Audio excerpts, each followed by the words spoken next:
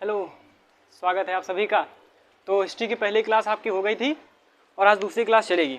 ठीक है, तो पहली क्लास में मैंने आपको बहुत सारा कुछ बता दिया होगा, तो स्टार्ट करेंगे। मैंने पहला जो बताया था थोड़ा सा रिवाइज करवा दूंगा, उसके बाद स्टार्ट करूंगा। थोड़े से मैंने बता दिया था कि जो आपकी हिस्ट्री है वो कितने चरणों में बढ़ गई थी, कितना चरणों में वर्गीकरण हुआ था इनका। 3 चरणों में वर्गीकरण हुआ था। ठीक है, किसने किया था? तो जॉन ब्रूस ने किया था। इस वैज्ञानिक का नाम आपको याद रखना है, जॉन ब्रूस ने। किसके आधार पर किया था? लिखावट के आधार पर किया था। ठीक है, ये बताया था मैंने। फिर कोई 3 चरण बताए थे, तो प्रागैतिहासिक, आद्यैतिहासिक एंड ऐतिहासिक। प्रागैतिहासिक को प्री हिस्ट्री, आद्यैतिहासिक को आद्यैतिहासिक को क्या बोलेंगे? प्रोटो हिस्ट्री एंड ऐतिहासिक को बोलेंगे हिस्टोरिक पीरियड। ठीक है, इतना मैंने सब कुछ बता दिया था आपका आज। तो उसके बाद मैंने बताया था प्राग ऐतिहासिक में बता रहा था। ठीक है, प्राग ऐतिहासिक जो की है मैं बता रहा था। ठीक, बेसिक मैंने बता दिया था, इतना मैंने बता दिया था कि आपको समझ में आ जाए कि कहाँ से आपको हिस्ट्री पढ़नी है और कितनी पढ़नी है आगे। ठीक है, तो प्राग ऐतिहासिक मैंने बता दिया था, तो आज प्राग ऐतिहासिक आपका खत्म हो जाएगा। फिर मैं कल जो क्लास लूँगा वो आद्य ऐतिहासिक से स्टार्ट करूँगा। ठीक, फिर ऐतिहासिक से स्टार्ट करूँगा। पहले मैंने पढ़ा दिया प्राग ऐतिहासिक, आपको पढ़ाऊँगा आज, फिर आद्य पढ़ाऊँगा, फिर ऐतिहासिक। ठीक है, तो प्राग ऐतिहासिक का पहला क्लास आपका हो चुका है। पहला जिसने नहीं देखा है वो जाके देख सकता है। ठीक है, तो पहले प्राग ऐतिहासिक में मैंने जो बताया था वो मैंने आपको बता दिया कि जॉन ब्रूस ने लिखावट के आधार पर 3 चरणों में बांटा प्राग ऐतिहासिक, मतलब 3 चरणों में उसको बांट दिया, प्राग ऐतिहासिक, आद्य ऐतिहासिक एंड ऐतिहासिक। फिर प्राग ऐतिहासिक भी 3 चरणों में बटा, पुरापाषाण, नवपाषाण एवं मध्यपाषाण। पुरापाषाण में क्या हुआ, मध्यपाषाण में क्या हुआ था, नवपाषाण काल में क्या हुआ था, ये सब मैंने आपको बता दिया था।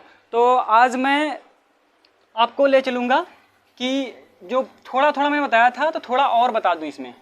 पुरापाषाण काल, नवपाषाण काल और मध्यपाषाण काल, तीनों में मैंने थोड़ा थोड़ा बता दिया था। मतलब इतना बता दिया था जिससे आपका वनडे एग्जाम जो है वो क्लियर हो सकता है। ठीक, तो वनडे एग्जाम तो क्लियर नहीं करना, बहुत लोग तो थोड़ी और एडवांस तैयारी कर रहे होंगे, तो वनडे एग्जाम नहीं क्लियर करना है, आपको पढ़ना पूरा है। ठीक है, इतिहास तो मैंने बोल दिया था इतना कि पुरापाषाण काल में आग की खोज हुई थी, और फिर मैंने बताया था मध्यपाषाण काल, फिर नवपाषाण काल, और उस नवपाषाण काल के बाद एक और आता है ताम्रपाषाण काल। ठीक, ताम्रपाषाण काल ये उसके तुरंत बाद आया। नवपाषाण काल के बाद तुरंत ताम्रपाषाण काल आया। इसमें सिर्फ एक ही चीज हुई, क्या हुआ? वो हुई तांबे की खोज हो गई। तांबे की खोज हो गई। ओके, जब तांबे की खोज हो जाएगी तो जो वो हथियार बनाते थे, मानव पहले क्या बनाता था? पहले मानव पत्थरों से शिकार कर देता था। फिर मानव ने जब मध्यपाषाण काल, फिर निकोले छोटे छोटे पत्थरों से वो बनाने लगा हथियार। ठीक, ऐसे शिकार करने लगा। फिर ऐसे, और उसके बाद जब तांबे की खोज हो गई तो तांबा आपका हल्का होता है, तो फिर उसने तांबे का पाइप बनाया ऐसे, और फिर उसमें उसने पत्थर को ऐसे, ठीक, ऐसे एंड ऐसे, जिससे अब क्या हुआ? मारने में आसानी रहे, दूर जाकर, अब पास से नहीं जाके बल्कि पास से ही और दूर से ही उसे मारा जा सके अच्छी आसानी से जानवर को। ठीक, तो ये हुआ तांबे की खोज से। एक ही हुआ कि मतलब पहले तो हथियार बनना प्रारंभ हो गए बढ़िया अच्छे वाले। ठीक है, मतलब कि ये पाइप हो गया तांबे का आपका, और ये पत्थर का हो गया, जिसको ऐसा बना दिया पत्थर, उसमें इसको लगा दिया, किसी तरीके से बांध दिया। ठीक है, तो ऐसा हो गया कि इससे दूर से भी शिकार किया जा सकता था। ठीक, बहुत सारी चीज़ें हुई मतलब जब तांबे की खोज हुई इसके साथ बहुत सारी चीज़ें हुई। तो आपका मैंने पहले बताया पुरापाषाण, फिर मध्यपाषाण एंड नवपाषाण। ठीक, तो फिर उसके बाद आया ताम्रपाषाण काल आपका। ठीक, तो जिसमें तांबे की खोज हो गई। तो तांबे की खोज हो गई जब, तब इसमें ये इतना हो गया। फिर आपका आता है कि जब एक वैज्ञानिक, मैंने बताया था आपको, जॉन ब्रूस ने क्या किया था? लिखावट के आधार पर हिस्ट्री का विभाजन किया था। तो एक वैज्ञानिक और आ गए यहाँ पर। ठीक, मैंने ताम्रपाषाण काल तक आपको बता दिया, अभी मैं आगे बताऊंगा, थोड़ा परेशान ना होइए। ठीक है, तो ताम्रपाषाण काल तक मैंने बता दिया। तो एक वैज्ञानिक और आए जिन्होंने क्या किया कि इन्होंने जो है उन्होंने किया था लिखावट के आधार पर। ठीक, और इन्होंने कर दिया कि जो है, इनका नाम था क्रिश्चियन जॉन थॉमसन। इनका नाम था क्रिश्चियन जॉन थॉमसन। ठीक, उन्होंने क्या किया था, जॉन ब्रूस ने किया था, ये दूसरे वैज्ञानिक हैं। पहला था जॉन ब्रूस, ठीक। इन्होंने क्या किया था, इन्होंने किया था एक काम, इन्होंने किया था, पहले थे जॉन ब्रूस, जॉन ब्रूस पहले थे, ठीक। इन्होंने किया था लिखावट के आधार पर वर्गीकरण किया था, जिसमें तीन प्रकार से वर्गीकरण किया गया, प्रागैतिहासिक, आदिऐतिहासिक और ऐतिहासिक, ठीक। फिर क्रिश्चियन जॉन थॉमसन ने क्या किया, इसको मिलने वाले स्रोतों से, मतलब मिलने वाले स्रोतों से, अब स्रोत क्या होते हैं, ठीक, मिलने वाले स्रोतों के आधार पर वर्गीकरण किया, ठीक।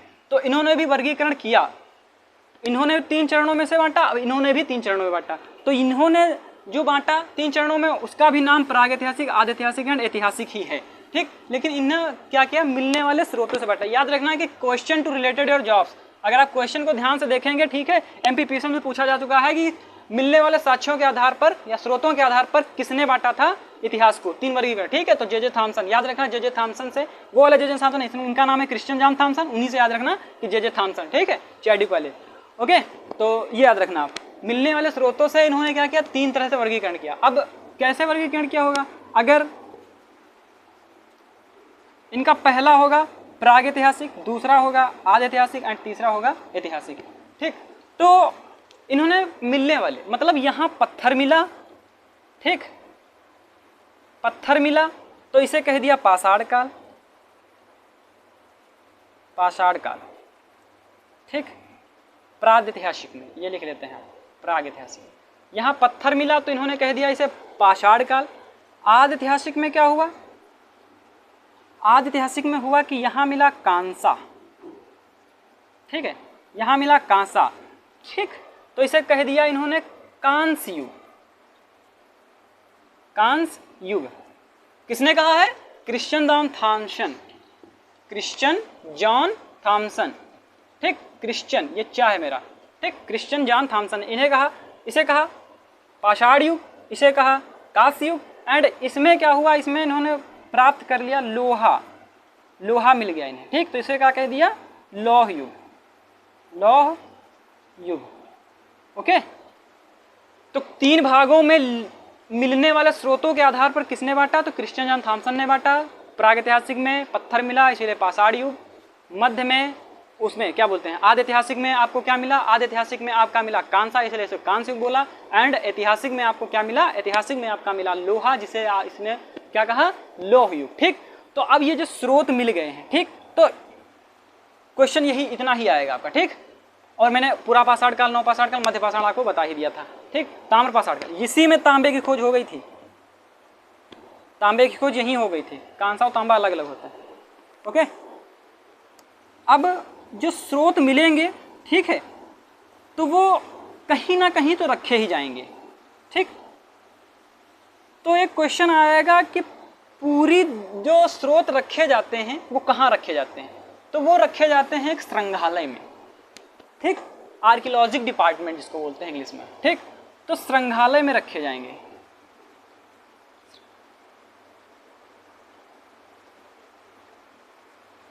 जिसका नाम होगा पुरातात्विक संग्रहालय, पुरातात्विक संग्रहालय नाम होगा, ठीक। तो क्वेश्चन आएगा पूरी दुनिया का पुरातात्विक संग्रहालय कहाँ है, ओके। जो स्रोत मिलेंगे कहाँ रखे जाएंगे, पुरातात्विक संग्रहालय में। और क्वेश्चन आएगा कि जो पुरातात्विक संग्रहालय है वो पूरी दुनिया का पुरातात्विक संग्रहालय, मतलब पूरी दुनिया का पुरातात्विक संग्रहालय कहाँ है, तो वह आपका है, उसका नाम पहले याद रखिए, पूरी दुनिया का पुरातात्विक संग्रहालय का नाम जो होगा आपका, ठीक, उसका नाम होगा कोपेनहेगन संग्रहालय, कोपेनहेगन संग्रहालय, ठीक। ये कहाँ होगा, कोपेनहेगन संग्रहालय कहाँ है, डेनमार्क में। दूसरा क्वेश्चन, डेनमार्क कहाँ है, यूरोप। ये वही डेनमार्क है जिसने ग्रीनलैंड पे कब्जा किया है, ठीक। ये हाजमोला बराबर है मैप में, उसने ग्रीनलैंड पे कब्जा किया है, ठीक। तो क्वेश्चन आएगा पूरी दुनिया का पुरातात्विक संग्रहालय कहाँ है, नाम क्या है, कोपेनहेगन संग्रहालय कहाँ है, डेनमार्क में है, ठीक है, और डेनमार्क कहाँ है, यूरोप में है, ठीक है, क्वेश्चन आ सकता है आपका। अब जब पूरी दुनिया का पूछ सकते हैं तो क्या भारत का नहीं पूछेंगे, भारत का भी पूछा जाएगा, ओके। तो क्वेश्चन आया कि अगर पूरी दुनिया का संग्रहालय कोपेनहेगन में है और उसका नाम मतलब कोपेनहेगन संग्रहालय है जो कि डेनमार्क में है, तो क्या भारत में नहीं पूछेगा, तो भारत में भी है, भारत में भी है संग्रहालय, उसका क्या नाम है, मानव संग्रहालय,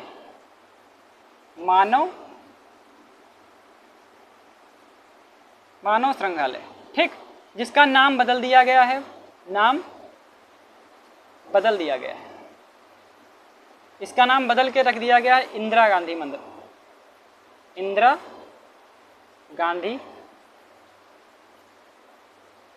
मानव संग्रहालय, बाकी वही, ठीक, मानव संग्रहालय। तो ये कहाँ होगा, वो था डेनमार्क में, ये आपका है कहाँ होगा, तो ये आपका है भोपाल में, ओके। तो मानव संग्रहालय आपका कहाँ है, भोपाल में है, ठीक, और नाम बदल दिया गया है, तो नाम बदल के क्या रख दिया गया, इंदिरा गांधी मानव संग्रहालय, जो कि ये आता है किस डिपार्टमेंट के अंतर्गत, ये आपका जो डिपार्टमेंट है वो आता है संस्कृति, एक मिनट, संस्कृति मंत्रालय के अंतर्गत, कृति मंत्रालय, ठीक, ये आता है का संस्कृति मतलब cultural department, cultural department. Question आएगा इसी से, ठीक है। पहला क्वेश्चन आएगा कि पूरी दुनिया का पुरातात्विक जो संग्रहालय है वो कहाँ पर है, तो वो है डेनमार्क में, नाम क्या है, कोपेनहेगन संग्रहालय। एंड दूसरा अगर आएगा आपका, तो दूसरा होगा कि भारत में जो है वो कहाँ पर है पुरातात्विक संग्रहालय, तो वो आपका है भोपाल में, और भोपाल उसका नाम बदल दिया गया, इंदिरा गांधी मानव संग्रहालय कर गया, जो किस डिपार्टमेंट के अंतर्गत आता है, मतलब किसके अधीन आता है, तो वो आता है कल्चरल डिपार्टमेंट यानी संस्कृति मंत्रालय के अधीन आता है, ठीक। ये क्वेश्चन हो गया आपके। देखो सारी कड़ियाँ जुड़ी हुई हैं, अगर आप ध्यान से सुनेंगे अच्छे से तो आपको पूरा मिल जाएगा, अगर ध्यान से नहीं सुनते हैं तो बिल्कुल याद रखना आपको कुछ भी नहीं आएगा।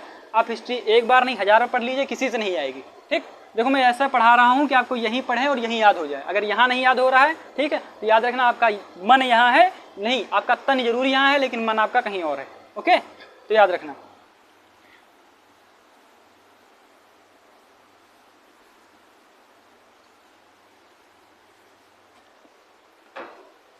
अब क्वेश्चन इसी में आएगा, जो पूरी दुनिया का पुरातात्विक संग्रहालय है, ठीक है, तो उसमें क्वेश्चन ये भी पूछ सकते हैं कि पूरी दुनिया का पुरातात्विक संग्रहालय के जो जनक हैं वो कौन हैं, वो आपके जॉन ब्रूस हैं, जॉन ब्रूस। ये कहाँ के हैं, पूरी दुनिया के, पूरी दुनिया के पुरातात्विक संग्रहालय के जनक हैं, पुरातात्विक संग्रहालय के जनक, ठीक, पुरातात्विक संग्रहालय के जनक। और अगर पूरी दुनिया के पूछ सकता है तो क्या भारत के नहीं पूछ सकता है, तो भारत के भी हैं, भारत के हैं कनिंघम, भारत के कौन हैं, कनिंघम, तो ये हैं भारत के क्या हैं, पुरातात्विक संग्रहालय के जनक हैं।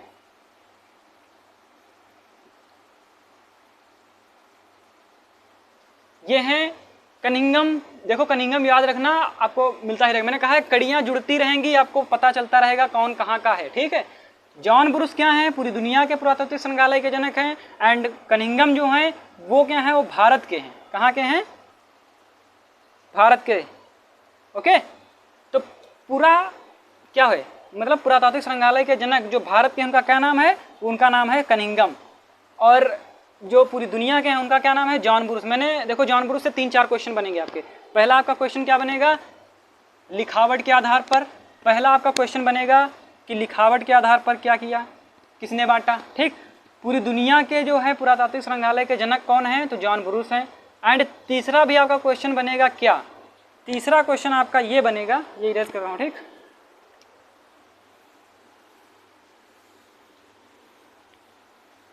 तीसरा जॉन ब्रूस से एक और क्वेश्चन बन सकता है, इससे ज़्यादा नहीं बनेगा, ठीक। तो तीसरा क्वेश्चन आपका ये बनेगा कि भूगर्भ वैज्ञानिक भी हैं, भूगर्भ वैज्ञानिक भी हैं, वैज्ञानिक, भूगर्भ वैज्ञानिक भी हैं। कौन है? तो वो हैं जॉन ब्रूस। ठीक, अब तो आपको पता चल गया होगा कि 3 क्वेश्चन आएंगे। जॉन ब्रूस भूगर्भ वैज्ञानिक भी हैं, पूरी दुनिया के पुरातत्व संग्रहालय के जनक भी हैं, एंड क्या है? तीसरा क्वेश्चन आपका था कि लिखावट के आधार पर इन्होंने इतिहास का वर्गीकरण किया, जिसमें प्रागैतिहासिक, आदिऐतिहासिक एंड ऐतिहासिक आता है। ठीक, तो ये आपका इतना हो गया। ठीक, मैंने बता दिया लिखावट के आधार पर किसने किया, एंड और क्या मिलने वाले स्रोतों के आधार पर क्या। स्रोत रखे जाएंगे कहाँ? कोपेनहेगन संग्रहालय में, पूरी दुनिया में वहाँ रखे जाएंगे। अगर भारत की बात करेंगे तो भोपाल में है। भोपाल में क्या नाम है? मानव संग्रहालय, जिसका नाम बदल गया, इंदिरा गांधी मानव संग्रहालय हो गया। ठीक है, और इसके आगे अब जानेंगे हम, मैंने थोड़ा वहाँ पूरा पाषाण, नवपाषाण, मध्य पाषाण थोड़ा कम बताया था। ठीक है, तो थोड़ा उसको बता दूं। देखो, मैंने बताया था पूरा पाषाण काल, ओके। इसमें बताया था मैंने कि आग की खोज हो गई थी। ये भाई चल नहीं रहा है क्यों? इसमें क्या हुआ था कि आग की खोज हो गई थी। ठीक, फिर मध्य में मैंने बताया था, यार, मध्य में बताया था मैंने कि अंत्योष्टि कार्यक्रम होने लगा था, अंत्योष्टि कार्यक्रम होने लगा था, एंड इसे माइक्रोलीथ ही बोला था मैंने, माइक्रोलीथ। ठीक, और फिर मैंने 9 में बताया था आपको कृषि वगैरह, कृषि। ठीक, 2-4 चीज़ें मैं ऐसे बताया था मैंने। तो इसका मतलब मैंने मध्य में भी थोड़ा बताया था, पूरा पाषाण में तो मैं बहुत कुछ बता दिया था। आखेट करता था, शिकार करता था, ये वाला मतलब बहुत कुछ। ठीक, तो इसमें क्या हुआ था, इसमें क्वेश्चन एक पूछेगा कि जो है पशुपालन एवं कृषि के साक्ष्य क्या मिलने लगे थे मध्य पाषाण काल में? यस, मिलने लगे थे। पूरी व्यवस्थित ढंग से नहीं थी, लेकिन साक्ष्य मिलने लगे थे, मतलब सुव्यवस्थित ढंग से ना तो खेती थी ना पशुपालन था। ठीक, तो एक जगह आती है यहाँ पे मध्य पाषाण काल में आदमगढ़। ओके, इसमें 2-4 पॉइंट और बढ़ाइए कि आदमगढ़ जो कि कहाँ है? एमपी में, मतलब मध्य प्रदेश में। ठीक, यहाँ पर पशुपालन के साक्ष्य दिखे, पशुपालन के साक्ष्य मिले हैं, लेकिन सुव्यवस्थित ढंग से कुत्ता कहाँ पाला गया था? वो नवपाषाण काल में पाला गया था। ओके, और क्या हुआ था? इसको माइक्रोलीथ भी बोला था। ठीक, और इसमें कृषि भी हुई थी, कृषि के साक्ष्य मिले थे, ना कि कृषि सुव्यवस्थित थी, मतलब सुव्यवस्थित ढंग से नहीं थी। ठीक, तो अभी मैं एक टॉपिक लूंगा अच्छे से, कृषि मध्य पाषाण काल और नवपाषाण काल, एकदम अच्छे से बता दूंगा। ठीक, तो इसमें 2 चीज याद रखना। पशुपालन के साक्ष्य मिलते थे, कहाँ से मिले थे? एमपी, आदमगढ़ में। ठीक, एमपी मध्य प्रदेश, पशुपालन के साक्ष्य मिले थे कहाँ से? आदमगढ़ से। ठीक, अब नवपाषाण काल में क्या हुआ था? यहाँ पे एक काम और हुआ था, मैंने बताया था कि अंत्योष्टि कार्यक्रम होता है, अंत्योष्टि कार्यक्रम हो गया था। ठीक, जलाना दाफनाना सिर्फ प्रारंभ हुआ था यहाँ पे।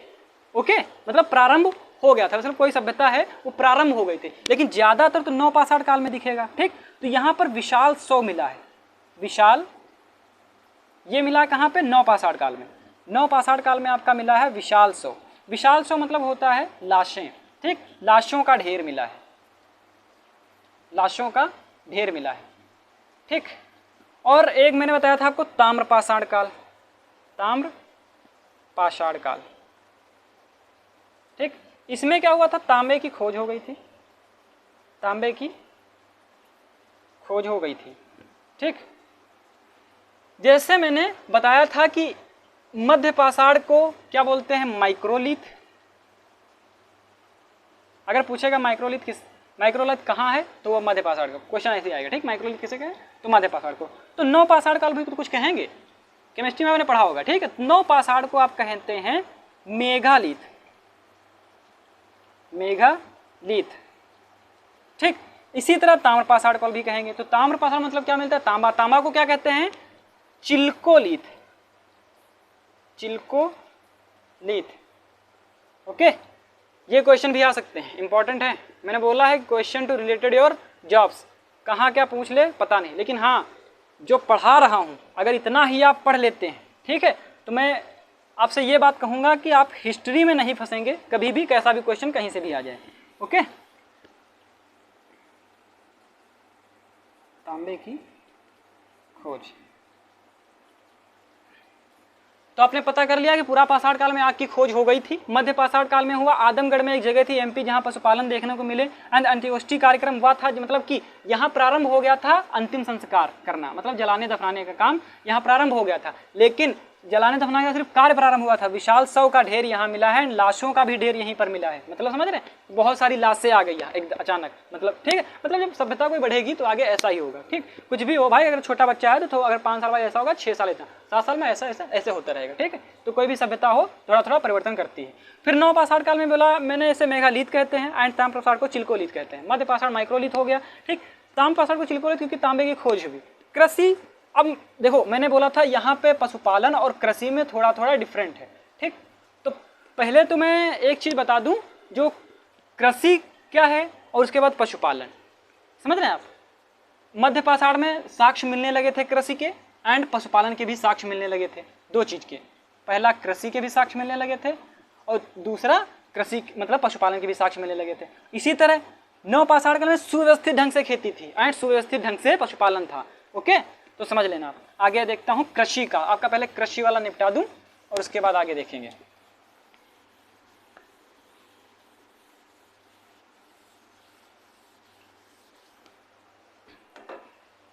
तो पहले लेते हैं कृषि, पहले देख लेते हैं कृषि सबसे पहले कहाँ हुई। तो पहली बार खेती, ठीक, ये आपकी जो हुई है ये मध्य पाषाण काल की खेती है। ठीक, मध्य पाषाण की खेती, कृषि जो हुई, कृषि मध्य पाषाण की, ये क्या थी, ये 3 जगह पर मिली हुई है। ठीक है, मिली बहुत जगह है लेकिन ये 3 जगह पूछा जाता है ज्यादातर, मतलब इसी से क्वेश्चन आते हैं। तो पहला आपका हो गया आदमगढ़, आदमगढ़, आजमगढ़ नहीं, ये यूपी में हो जाएगा। फिर आदमगढ़, ये कहाँ पर है, एमपी में, मध्य प्रदेश में। ठीक, यहाँ खेती के साक्ष्य मिलेंगे। एंड दूसरी जगह है बागोर, ठीक, यह है राजस्थान में, आपका राजस्थान। ठीक, यहाँ भी खेती के साक्ष्य मिले हैं। क्या मिले हैं, साक्ष्य।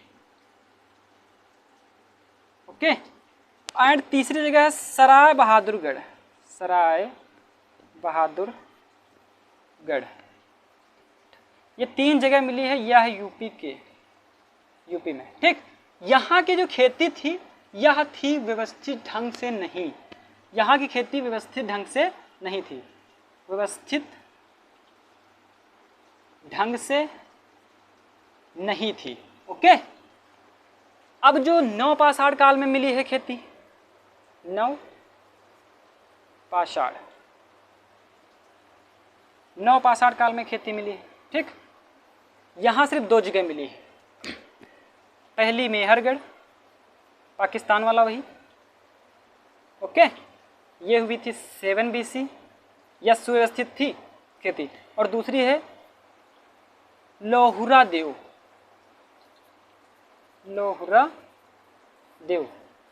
ठीक, अभी लोहरा देव के बारे में बताएंगे आपको, 8 BC।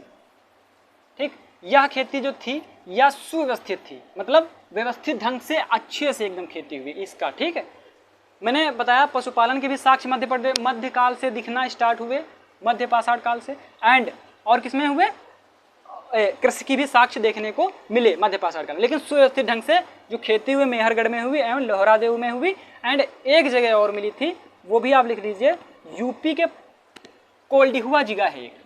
ठीक है, मैं यही लिख रहा हूँ इसको, कोल्डिहुआ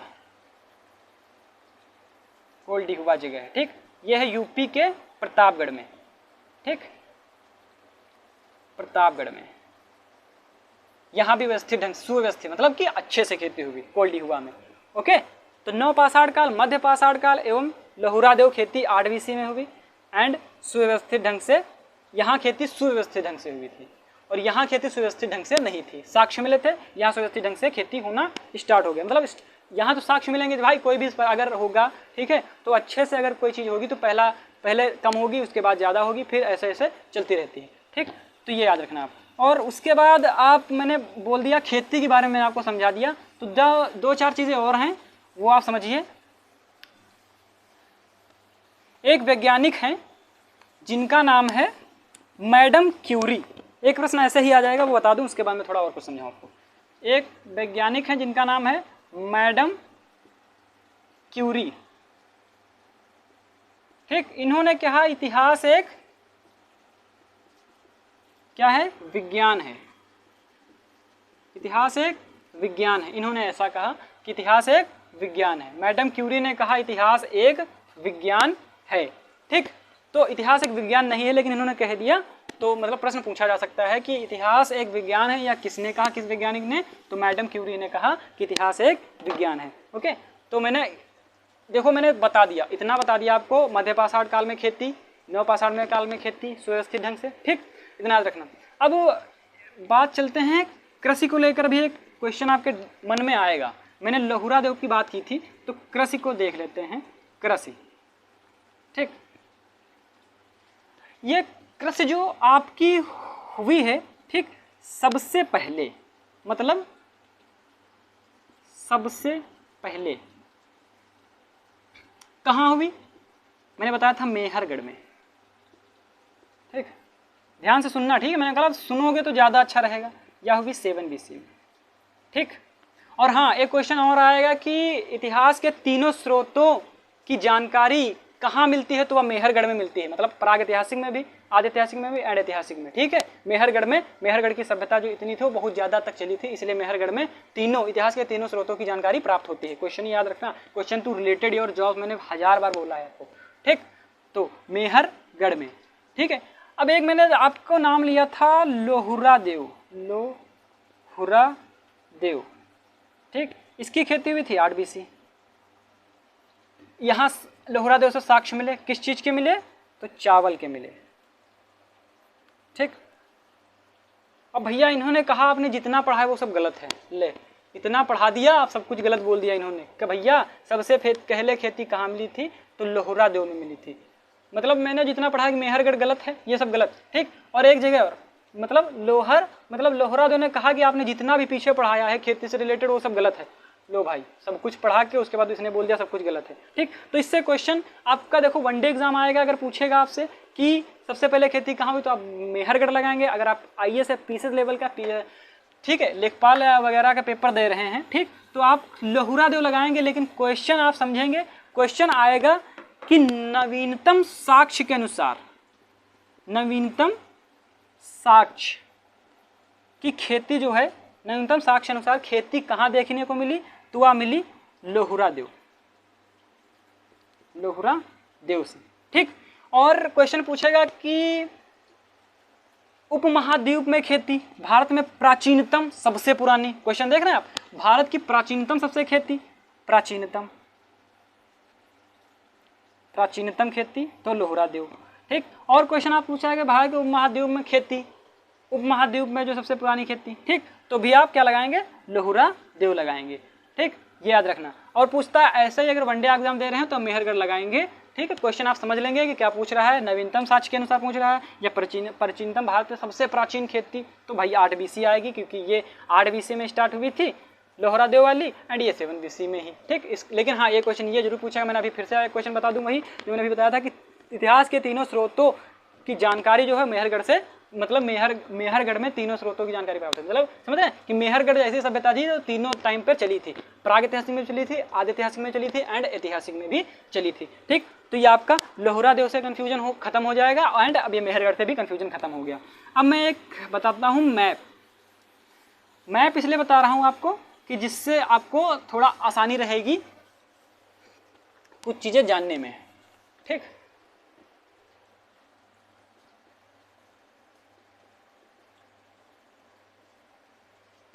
कुछ चीज़ जानने में आसानी रहेगी आपको, ठीक। राइटिंग थोड़ा खराब है, मैंने पहले भी बोला है, राइटिंग मैटर नहीं करती है, ठीक है। मैटर क्या करता है कि मैं क्या पढ़ा रहा हूँ, सुनिए, आप सुनते रहिए। नोट्स वगैरह आपको टेलीग्राम चैनल पे मिल जाएंगे, आपको टेलीग्राम चैनल के आपको लिंक डिस्क्रिप्शन में मिल जाएगी आराम से, ठीक है। तो आप समझ लीजिए, उसके बाद आप जो चैनल वगैरह है आप देखते रहना आराम से, कोई दिक्कत ही नहीं रहेगी, ठीक। तो 1 मिनट रुकिए, लाइट थोड़ा चली गई है तो मैं इसको सही कर लूँ।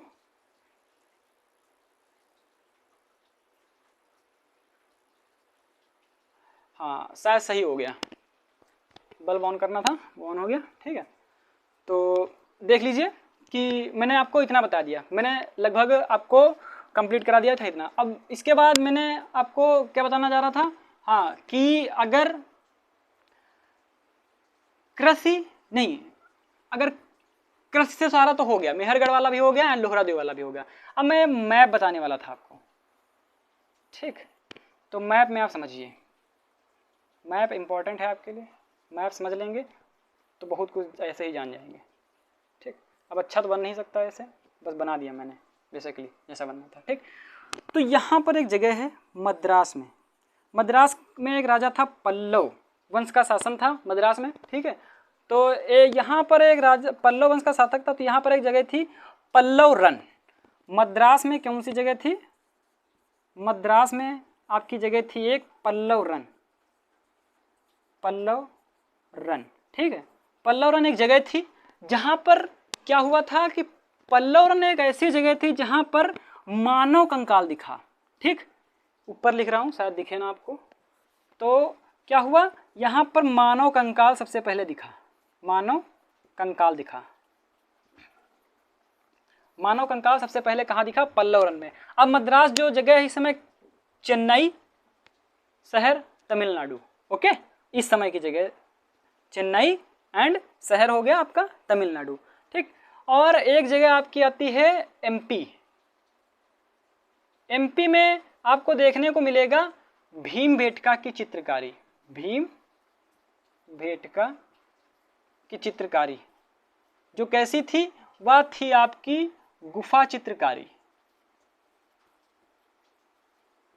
गुफा चित्रकारी थी। भीमबेटका चित्रकारी कैसी थी, गुफा चित्रकारी। क्वेश्चन ऐसे आएगी भीमबेटका की चित्रकारी कैसी थी, कैसी थी, गुफा चित्रकारी थी। भीमबेटका चित्रकारी कहाँ है, एमपी में। एमपी में कहाँ पर, रायसेन जिला, रायसेन जिला, ठीक, विंध्याचल पर्वत एंड नर्मदा नदी घाटी, ठीक, नर्मदा नदी घाटी में, ठीक, यहाँ पे साक्ष्य मिले हैं, ओके। अब ये भीमबेटका की चित्रकारी कैसे होगी, तो इधर समझ लीजिए भीमबेटका में चित्रकारी मानो पहले से ही आर्टिस्ट था ऐसा लग रहा है, ठीक है। भीमबेटका चित्रकारी कैसी थी, मतलब अगर वहाँ की अगर बनाया जाएगा तो क्या बनाएगा, मानो सबसे पहले क्या बनाएगा भाई, पहला तो अपने खुद को बना लिया होगा, बकलोल था ना वो, पहले तो खुद को बनाया होगा, फिर क्या बनाया होगा, हथियार बनाया होगा एक, ठीक। अब ये हथियार बनाया होगा जो कि बहुत अच्छा हानिकूला होगा, ठीक। और उसके बाद क्या किया होगा, एक जानवर को बनाया होगा उसने, ऐसे जानवर बनना ही रहा, मैं आर्टिस्ट हूँ, ऐसा ही कुछ बना लेते हैं, ठीक। अब उसने क्या किया, दिखाया कि मैं जानवर को मार रहा हूँ, ऐसी चित्रकारी भीमबेटका से देखने को मिली। वो कैसी चित्रकारी थी, गुफा चित्रकारी थी, ठीक। अब दो जगह हो गई आपकी एमपी मध्य प्रदेश एंड मद्रास। मद्रास में पल्लव रन में क्या दिखा आपको, मानव कंकाल सबसे पहले बार दिखा, एंड एमपी में क्या दिखा, भीमबेटका की चित्रकारी, रायसेन जिला से विंध्याचल पर्वत, नर्मदा नदी घाटी। देखो एमपी से आता है, हमने बोला question to related your jobs, आपका क्वेश्चन डिपेंड करेगा आपकी जॉब पर। देखो ये एमपी पीसीएस जो मध्य प्रदेश पीसीएस में आ चुका है, चाहिए तो आप चेक कर सकते हैं, ठीक। तो और एक जगह थी कश्मीर में, कश्मीर में जगह थी एक जिसका नाम था बुर्ज हुम, यहां पे गर्तावास दिखा, ठीक, मैंने गर्तावास की बात की थी। एंड प्लस एक चीज और कि कुत्ता और प्लस आदमी को साथ में दफनाया गया था, ओके, ये दो चीजें। अब एक जगह और आती है बिहार में, बिहार में एक जगह आती है जिसका नाम है चिरान, यहाँ पे प्रमुख स्रोत प्राप्त हुए, पुरातत्व स्रोत प्राप्त हुए, ठीक, प्रमुख जगह है ये।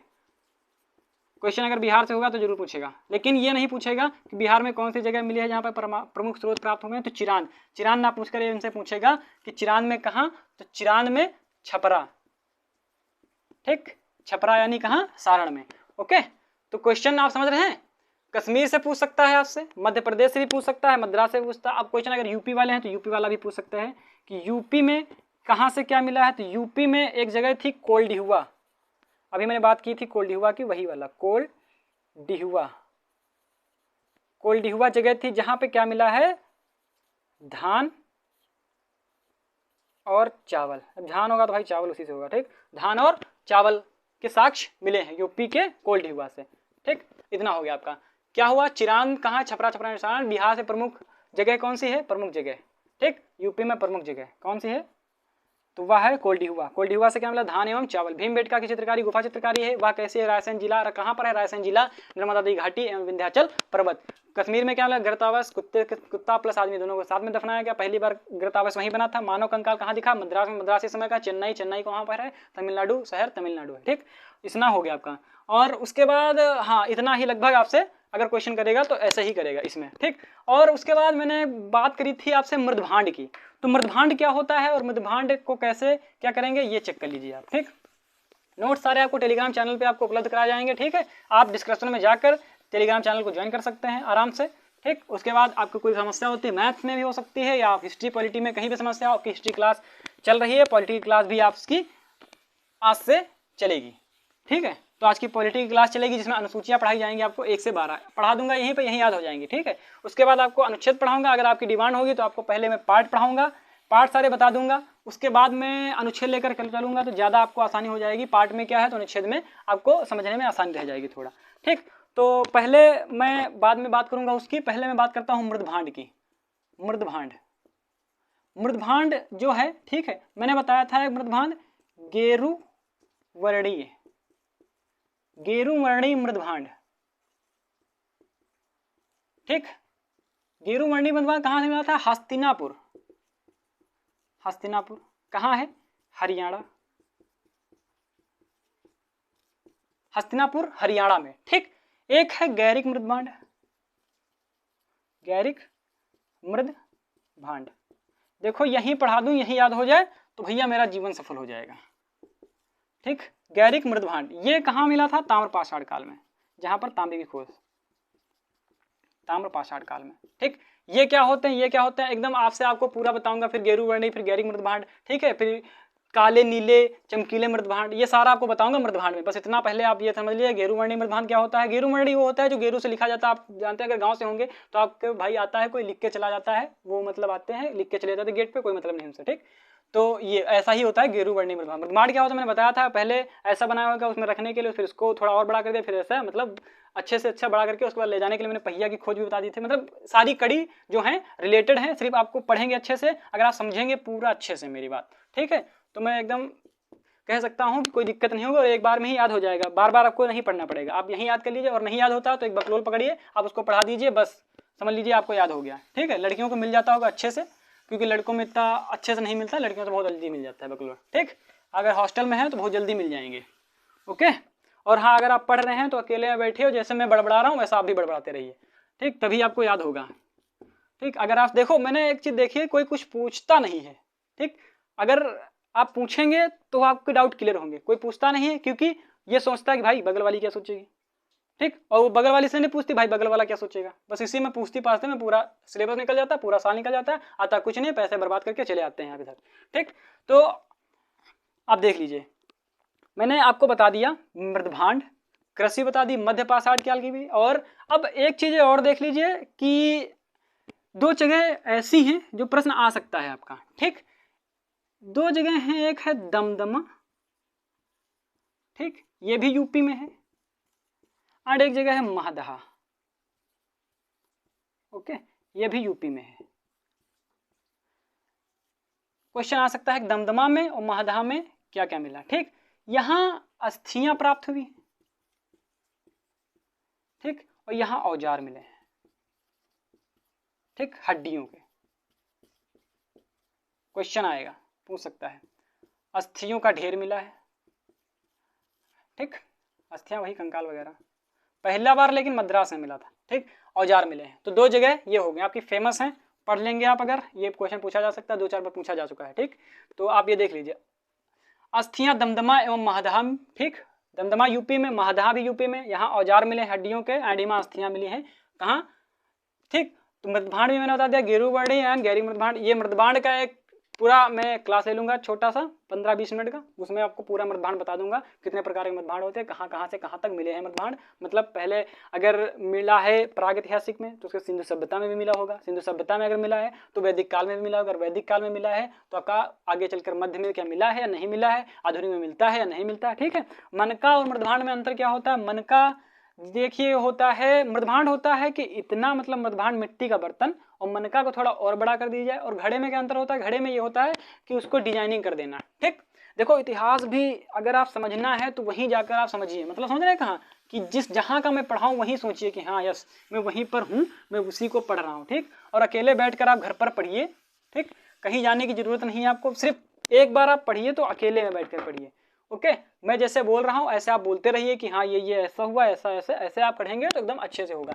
तो आपका क्लास में यहीं ओवर कर दूंगा और कल आपको मैं आधे ऐतिहासिक से पढ़ाना स्टार्ट करूंगा। मतलब आपका प्राग ऐतिहासिक समाप्त हो गया, प्राग ऐतिहासिक आपका खत्म हो गया है, अब आपका आधे ऐतिहासिक चलेगा। इसमें क्या होता है आपको आगे पता चलेगा। ठीक, आधे ऐतिहासिक ये क्या होता है आपको पहले चलेगा। इसमें आपको मैंने बता दिया, क्या क्या बताया थोड़ा सा एकदम डिटेल से बता दूंगा आपको, एकदम मतलब स्पीड में बताऊंगा। आप सुनिए, प्रागैतिहासिक को सबसे पहले लिखित आधार में किसने बांटा, प्रागैतिहासिक मतलब कि इतिहास को लिखावट के आधार पर किसने बांटा, जॉन ब्रूस ने। एंड क्रिश्चियन जॉन थॉमसन ने क्या किया, मिलनर स्रोतों के आधार पर इतिहास को फिर जब बांट दिया। तो जो प्रागैतिहासिक, आधैतिहासिक, ऐतिहासिक था, तो प्रागैतिहासिक उन्होंने पढ़ लिया। प्रागैतिहासिक को पुरा पाषाण, नवपाषाण, मध्य पाषाण में बांटा।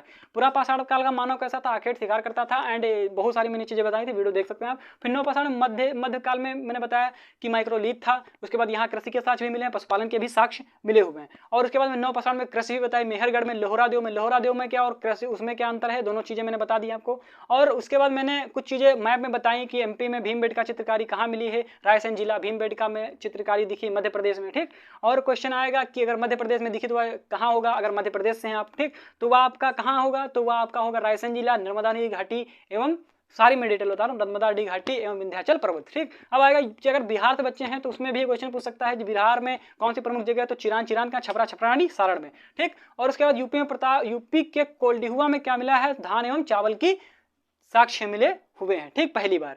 और उसके बाद खेती अगर आते हैं मेहरगढ़ की, तो मेहरगढ़ की खेती 7 BC में हुई थी। और जो लोहरादेव की खेती हुई थी वो आपकी हुई थी 8 BC में। ठीक, तो ये लोहरादेव का खेती में क्या मिला था, वहां मिला था चावल आपको। ठीक, ये चावल मिला था लोहरादेव में। और मेहरगढ़ में क्या हुई थी, गेहूं की। और मैंने एक प्रश्न आपको बताया था, जो जौ की खेती है वो भी आप याद रखना कि जो जौ की खेती है वो कहाँ हुई थी, वो ईरान में सबसे पहले देखने को मिली थी। ठीक, तो मैंने इतना सब कुछ लगभग बता दिया आपको, प्राग ऐतिहासिक लगभग कंप्लीट कर दिया है। इतना कि आपका अगर कोई क्वेश्चन फंसता है, ठीक है, तो यहीं से फंसेगा, इससे ज़्यादा नहीं आएगा। ठीक, मेरा अनुमान यही है। बाकी अगर आता है तो मैं आपको PDF में प्रोवाइड कर दूंगा। बाकी अगर कुछ लगेगा तो मैं थोड़ा सा एकदम छोटी सी वीडियो लूंगा और शॉर्ट वीडियो में समझा दूंगा आपको। ठीक, तो देख लेंगे आप, इतना समझिए। और हाँ, अगर देखो एक बात मुझे बहुत खराब लगती है कि आप लोग सपोर्ट नहीं कर रहे हैं। ठीक, एक अगर मीम्स बनती है तो उस पर हजारों लाइक, कमेंट्स एंड और सब्सक्राइब, शेयर होते हैं। भाई बच्चे मैंने देखा है कि लोग दिखाने जाते हैं, भाई ये देख मीम्स आई है। ठीक, देखो इसे मीम्स ही समझिए आप। ठीक ना, जिंदगी मीम्स हो जाती है तुरंत, याद रखना आप। ठीक, तो देखिए और समझिए अच्छे से। और अगर क्लास अच्छा लगा हो तो कमेंट और लाइक शेयर करते रहिए। मजा आता है एकदम पढ़ाने में, मुझको पूरा मजा आएगा, आपको पढ़ने में भी मजा आएगा, यही याद हो जाएगा, ये गारंटी है मेरी। ठीक, धन्यवाद, राधे राधे।